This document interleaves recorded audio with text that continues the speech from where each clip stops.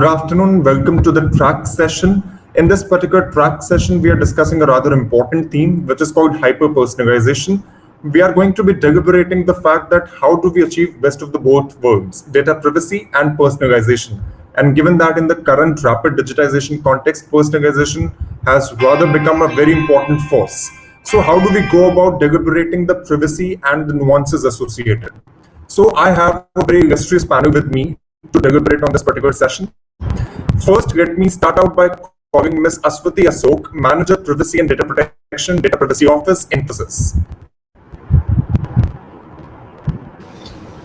Hi Aditya. Next, we have Ms. Charu Chadda, Policy Manager, Data Advocacy, Facebook. Hi, Charu, welcome. Next, we have Ms. Kavita Srinivasulu, Head Cybersecurity and Data Privacy, Healthcare, GABS Technologies.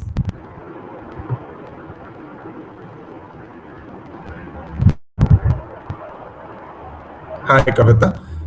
Hi, everyone. Next, we have Mr. Sameer Ahirao, CEO, Ardent Privacy.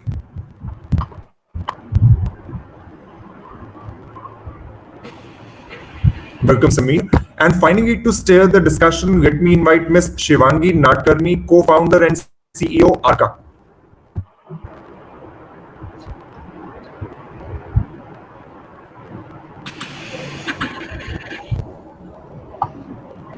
Hi, Shivangi. Yeah, over to you, Shivangi. Yeah, thank you, Aditya, and welcome to the whole audience. This is such a pertinent topic, and I'm very fortunate to have a very august panel here. We'll begin with a quick round of intros of everybody in terms of what all you do in the world of privacy, so that our audience gets a feel of what we're doing before we jump straight into the topic. So I'm going to go in the same order as Aditya did. Ashwati, do you want to go first? Hi Shivangi. Hi everyone. Good afternoon. Thank you for that quick intro, Aditya. It's great to be here. I am into privacy and data protection for the last almost 10 years, and I have been focusing on privacy tooling, privacy engineering, and developing some of these solutions internally for the organizations that I have worked on. And in addition, I'm also associated with the ISO committees that develop standards on privacy by design, privacy engineering, etc. But that's a very brief intro about me. Thank you. It's exciting to be here. Looking forward to the discussion. Thanks, Ashwati. Charu? Thanks, Shivangi, and thank you, DSCI, for inviting me here today. So like Aditya said, I'm part of the Facebook team in India. I, for the last few years, have kind of looked at privacy, mostly from the perspective of users, what is consent, what transparent consent might mean in an Indian scenario with a very unique user base. More recently, my work has focused on looking at privacy, but more in the context of AI, immersive technologies like AR, VR. I'm looking forward to the discussion today. Thanks, Charu. Kavita, do you want to go next? Hi, everyone. Hope all of you are staying safe and doing good here. And thank you, DSI, for giving me this opportunity to meet all of you here today. And to tell about myself, thanks for the intro, Aditya. And to add on to that, I'm been part of for working on data privacy services for 10 plus years, and I have been working closely on processing customers' data, specifically on data minimization and privacy by design. I'm certified data privacy professional who's been a practitioner and working with giants to ensure their storage and the integrity and confidentiality is in line with the data privacy principles and regulations. Thank you, and looking forward to discuss on how hyper-personalization is impacting data privacy and how we can be together face that effectively. Thank you. Thank you, Kavita. And Sameer, and I must mention that Sameer is joining us all the way from the US, and very kind of him to join the panel at a very unearthly hour. Brief intro, Sameer. Hey, good afternoon, and of course, good morning. I'm Sameer Ahirao, I'm founder and CEO of Ardent Privacy. We are a privacy technology company, data minimization and data discovery space. Of course, thanks for having me, DSCI, as well as with the esteemed panel here.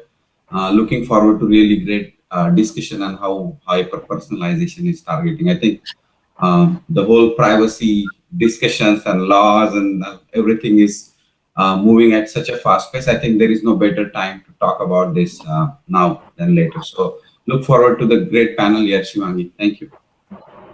Thank you, Samir. So let's look at the topic itself.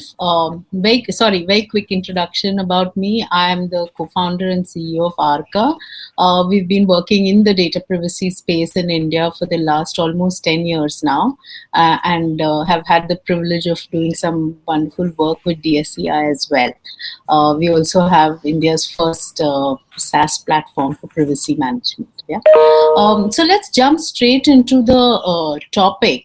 And as Kavita, you mentioned, that hyper-personalization on one hand is something that most businesses take for granted, right? The ability to reduce spend in marketing and to be able to, not just marketing, even products, and to be able to personalize something right down to this one single individual is such a refined sort of science and approaches and an entire industry around it today.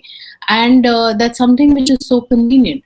Now along has come an era where suddenly the foundation on which all of this is based, which is being able to identify individuals at an individual sort of level without being parts of groups, cohorts, profiles, etc., and to be able to therefore track them, manage, understand their behavior, so on and so forth, is something which is being impacted by what is going on in the world of privacy.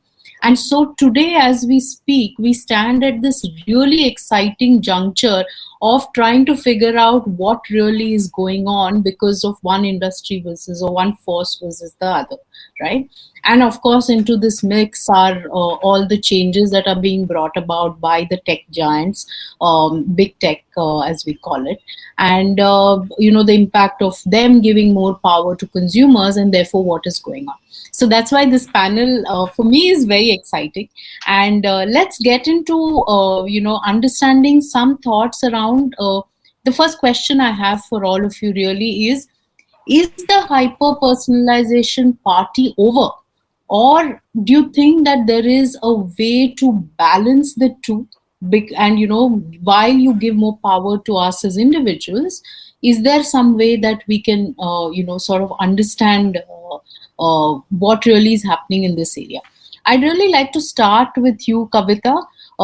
Given your experience of working with many laws and understanding risks, if you can give us a flavor of what is going on, from a legal and regulatory standpoint, so that we understand the context of this whole thing. Sure. Thank you, Shivangi. So to start off with, almost all of us have been interacting with be it employees, customers, or third parties, which involves an exchange of personal data on a day-to-day basis, be it a name and a phone number or an address, to the basic, which we could say, to the sensitive information like credit card details or unique identifiers of personals. You would have heard something as PII, or a personal identifier information, which is unique in nature, and the exploitation of their data has significantly increased in the market. While hyper-personalization has become one of the key approaches in the marketing area, which is to personalize and bring the best experiences for the customer's usage. And there are two sides of the stories when we are talking about hyper-personalization, which is beneficial as well as a threat when we are talking from a data privacy standpoint. So, considering, this, threat in the environment, the government has stepped in to see, how important it is, that is to give, to protect the data of the personals, as well as encourage the tech giants when they are looking for creating a best experience to the customers. So that's how the regulations and laws came into picture to protect both the parties. Like you would have heard about some key regulations like GDPR or a PEPEDA, CCPA, and PDPP, which is in India specifically, to make the data protection policy stringent to protect the personal data at all levels. As per the Privacy Act, personal data is protected on all platforms, regardless of the technology that we are working on, if it's both manual or automated of processing the personal data. It has become very important how the personals or the companies that are working on personal data have to be considering the prime principles of the Privacy Act. So as our focus becomes more customer centric and data driven, the AI powered hyper personalization provides the appropriate solution when we are designing the customers or user experience. Hyper personalization, is being, more advanced, and it has been, more. It's been taken up by the, organizations. By the use of data analytics or AI or automation, which has become growing fastly.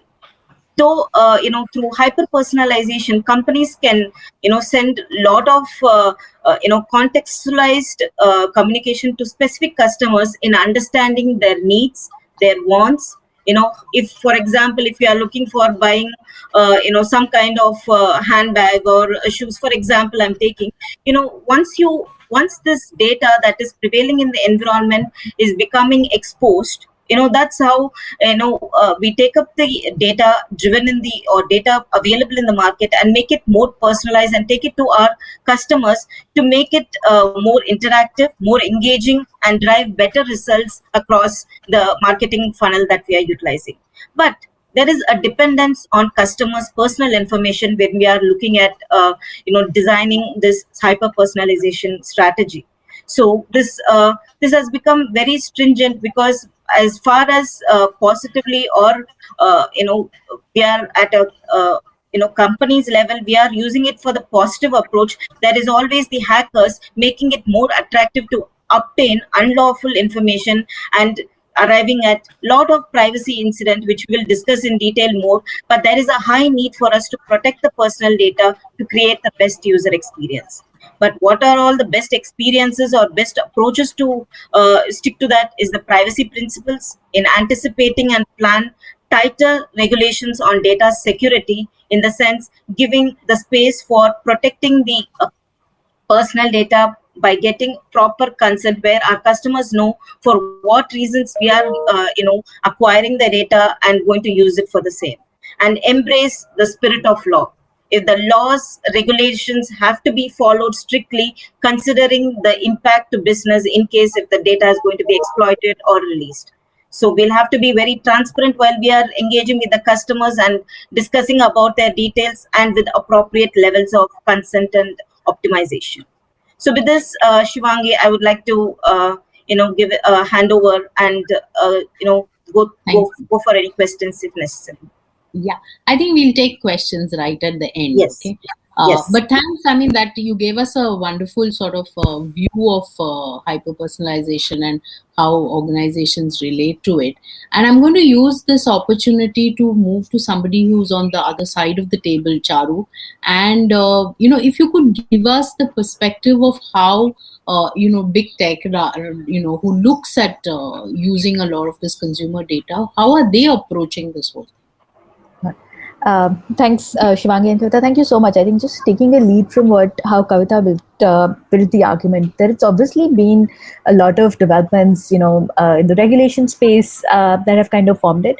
But I think as companies, if you look at it across the board, for several years now, there are two data points that have kind of always been in high 90s. One is users saying that they prefer personalization, that those experiences are important, but equally saying that their privacy or their data use is something that they care about highly.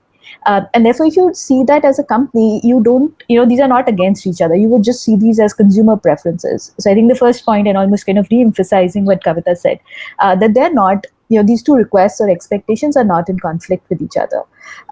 But maybe from that to kind of go back how the industry as such has kind of responded to it. And for my purpose, I'm kind of talking about the ad tech space, but obviously personalization is a promise that is of the Internet of Technology, right? Like that we will be able to deliver personalization at scale.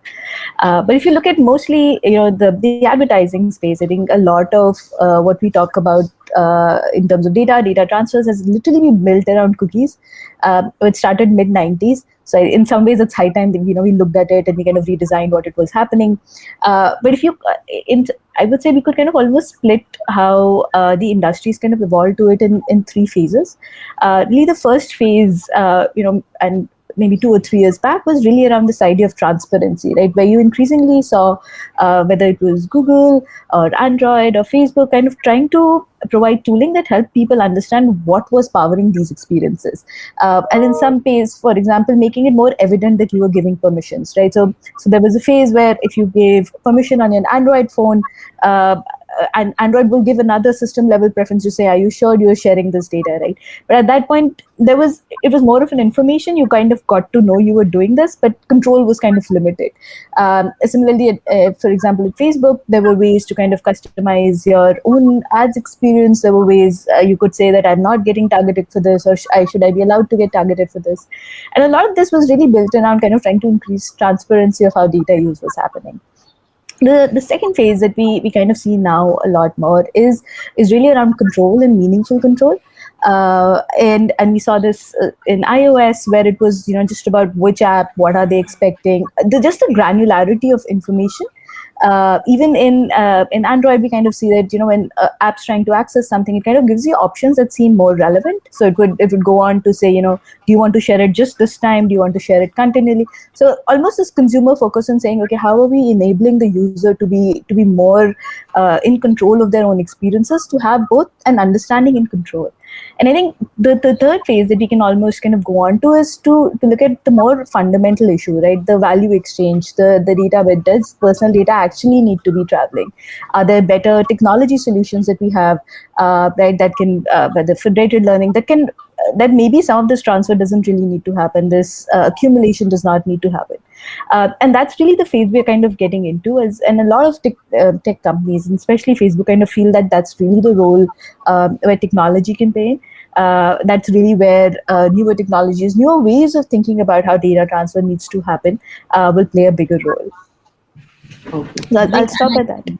Yeah, and I think that's so relevant given this whole move around data localization globally, and people getting very worried about data going overseas, right? And every country sort of coming towards it. So I think these kind of developments in the final phase that you talked about are very exciting, and we'd love to hear a little bit more about you after a bit.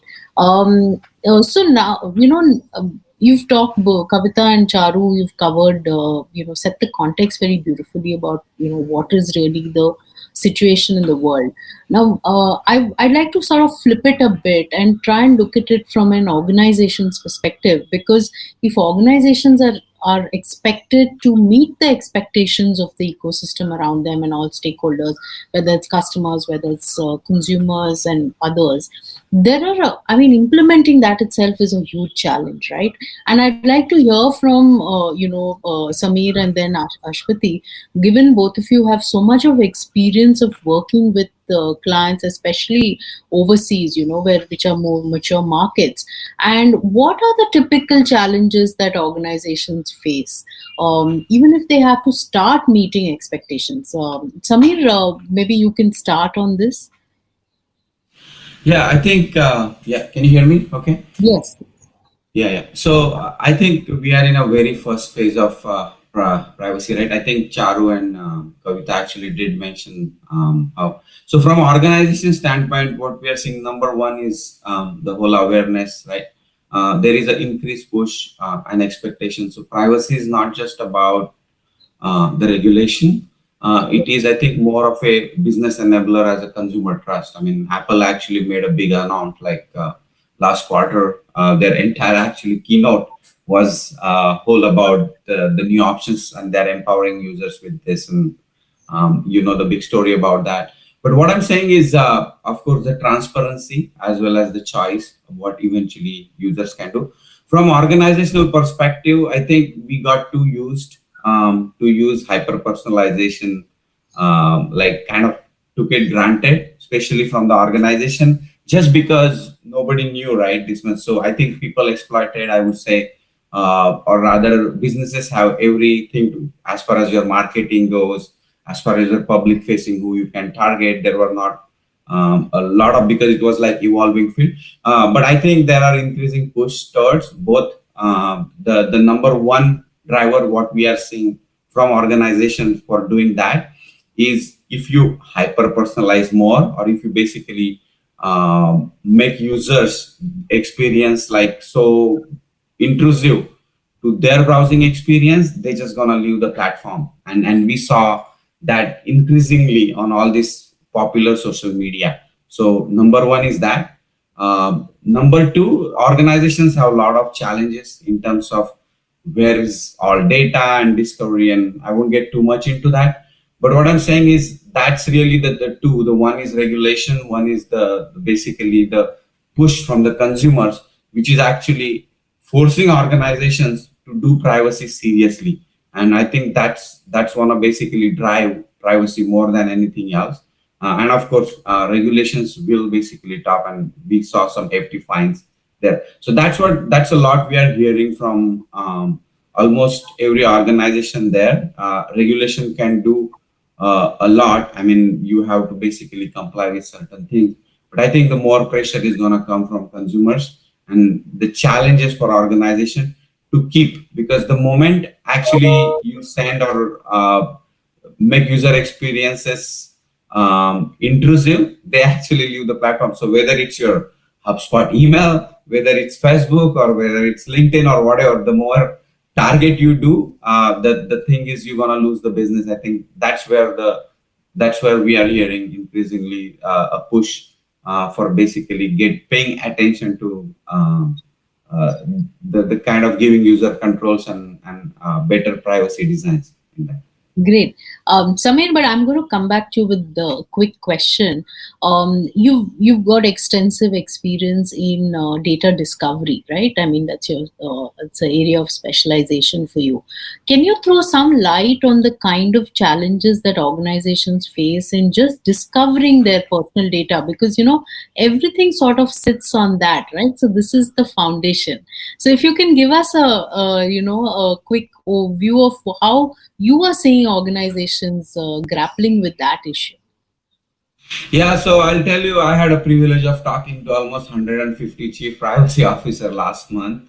And I think knowing your data is a big challenge. I hope you guys actually heard my keynote, and that's what I was focusing, whether it's a security or a privacy.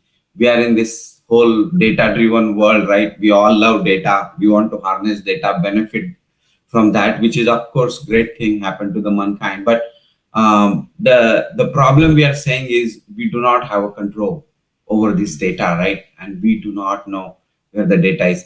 And I heard the same story from pretty much. So if you see the challenges, there are so many places data is so dispersed, right? And with this whole digital transformation journey, moving to the cloud, and I think we were not so impacted by that so far, because at least it was limited. Now it has actually gone beyond control. So the main challenge I see is the mapping, right? Basically, as a privacy or even as a security officer, right? Do I know what data I own? And I think that's the biggest challenge. And if we are even able to solve that as a privacy industry, I think that's where the whole fundamental thing where it starts, right? So before you go into like even personalization or experiences or that, do I even know how much data I own? And if you see this, you go to any data breach, right? The first thing and first notification comes out that, oh, we are not sure how many customers' data we have. And that is kind of not good, right? I mean, including, no offense, but even I think one of the, I highlighted in the presentation that Facebook earlier said, right? And it's such a big challenge, how much data they own, right? Whether you take Marriott breach, whatever, Facebook leak or whatever, it's just such a big challenge. So we really have to basically invent there. And so that's the biggest challenge I see in the discovery. And then once we get through that, I think then we will control over it. The data minimization is of course the big thing, how we can control the things where you collect the data. And I think that's very important for hyper-personalization, because how much data we actually give, right? Whether and how we empower users, right at the scratch, that they are aware that how much data they can collect, because a lot of that things is seen, a lot of that is unseen, right? Users even don't know where actually all that data is coming from. And I think, Shivangi, you had a big good survey last year, or I think you guys do every year from Arca standpoint. I think it's a big thing, but I think what eventually companies and marketing, I think most of the thing this impacts is from the marketing side of the house, right? All these consumer oriented companies, the challenge is, of course, you need to contact them to get business from them. So there is like a thin line of basically balance now. You target only much, right, where you basically don't piss them off, or rather basically don't make their user experiences so worse. And one quick point actually I would like to make is, sometimes this personalization gets into the echo chambers, right? So if people are, say, if I'm browsing like sometime looking for something in Amazon, that does not mean I want to buy that every day. And I see that more and more, right? Same kind of stuff. And that even gets more from the societal impact side. If you are on the political side of one or other side, you get to see the same thing again and again. I think those are some of the threats. But I'll come back to the discovery. I think the knowing your data is the biggest challenge in the industry right now. It impacts not just privacy, but the security as well, because we need to know what we are protecting before we are starting protecting. Absolutely.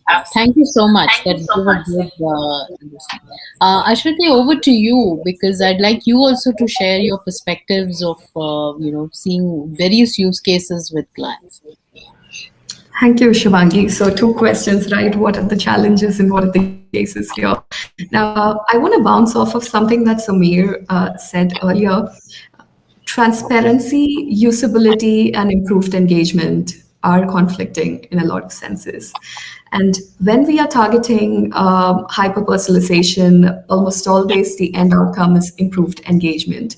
But then is it, when we talk about privacy or add privacy into the function, are we also impacting engagement in a sense that we spook users too much by being way more transparent? I have had so many architects come to me and tell me that, the more we put content on privacy notices, the lesser engagement we are seeing. And that is a real issue because now we are doing this at the interest of the user, but while we do that, are we also hampering the ability of the user to make a decision on what should be the convenient use that particular piece of service that's offered to them without having to worry too much about what will happen to their data or what are the benefits of that data to that particular service, especially in the context of free services for that matter that we are developing and focusing in on from a data privacy perspective, especially because of the enrichment of personal data that's required to keep it going, and there is a whole value chain associated with it.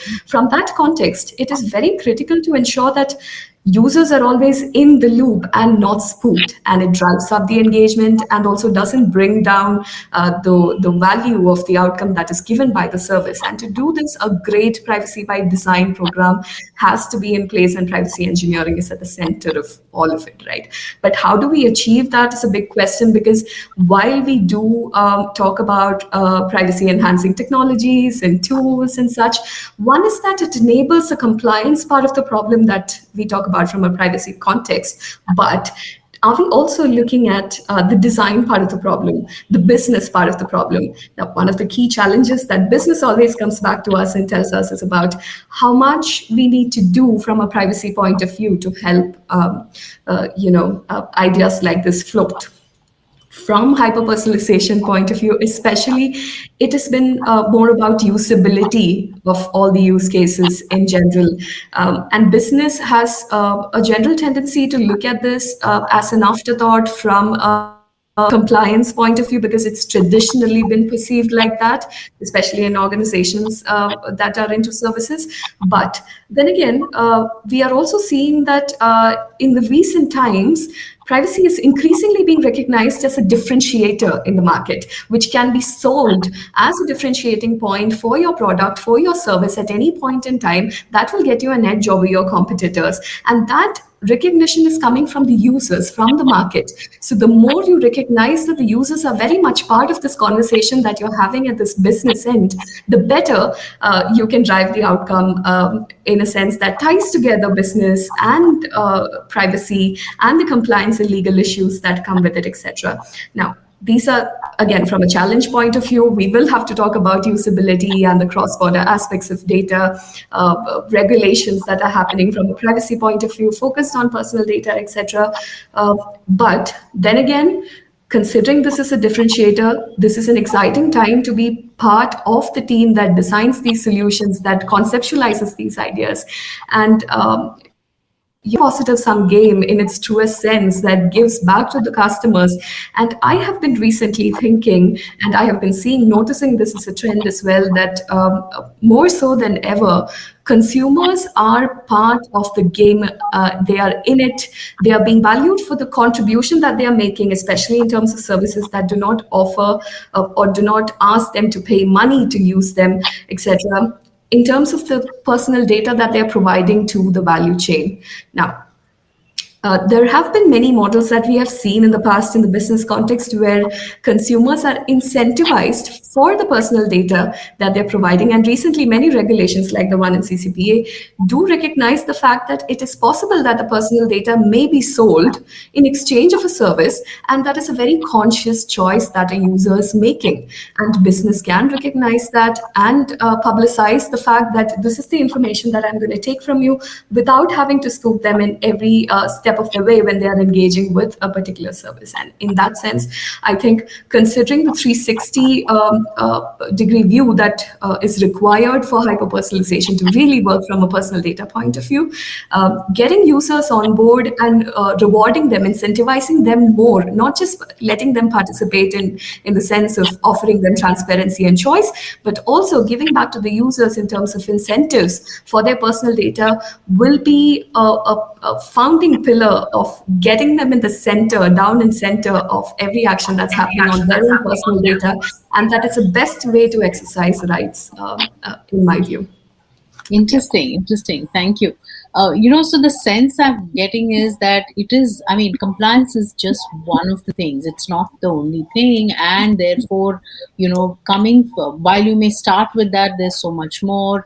Then you have, of course, the challenges from not just a tech and a process point of view, which is what maybe the privacy office drives, but you have to balance it with user experience, you have to balance it with so many other things, and then, it drives. So we always say that privacy is not just one, it impacts every aspect of the organization, which makes it that much more challenging. And given the fact that awareness is so low, it's still very few people understand and appreciate that it is a field which you have to look at independent of security, and not confuse it with the two, right?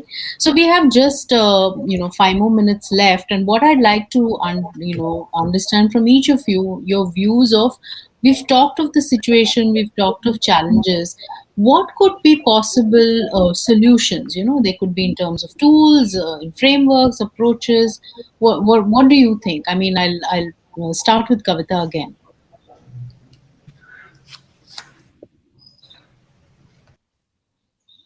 Thank you, Shivangi. So to just based on, thank you everyone for bringing in most valuable information, and from when we are looking from how we need to protect, and based on the very strict guidelines that has been built around the personal data and the privacy principles that have been strictly mandated to be followed.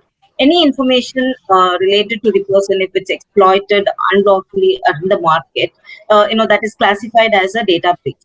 Personal data in general, it is used for a very good identity for making the user experience very the best, and to provide the customer's expectations whatever is required. But unfortunately, it can be exploited. Some individuals might use the personal data for hijacking and for creating some issues, or if you visualize in from privacy risks point, there are a lot of significant incident that is being raised, be it phishing emails or malware or command and control threats specifically that we can say has significantly increased. There is a strong need for protecting the data, which is made, the regulations for the privacy laws, for facing the huge expectations in protecting the data is important. When we are personalizing based on the consumer's needs and making it more predictive, we should also ensure we are considering and the privacy principles, and it should never be unaddressed or it shouldn't be left loose. Because Great. you see, Sorry, I'm going to interrupt because we have just a minute for sure, you to pass. Yeah, so sure, sorry.